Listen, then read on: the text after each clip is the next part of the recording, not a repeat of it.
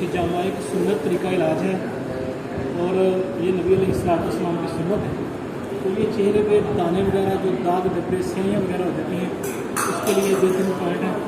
इंशाअल्लाह अज़ीज़ ये पहली बार लगवा रहे हैं, जब अगली बार आएँगे तो इंशाअल्लाह अज़ीज़ इनको काफ़ी ज़्यादा ये फ़र्क महसूस होगा।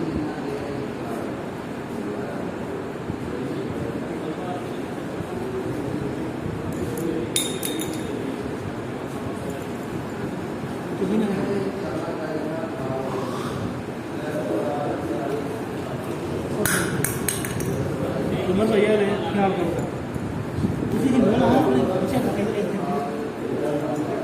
इधर दे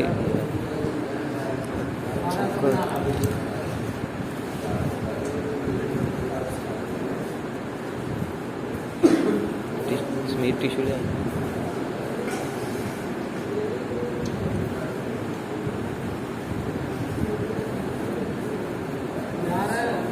बाल्टी ना खोल के आ गया मुझे इधर बाल्टी दे रहा है सारी पक्षी का आए ना मैं दोनों बार लगा के ना से करना मेरा थोड़ा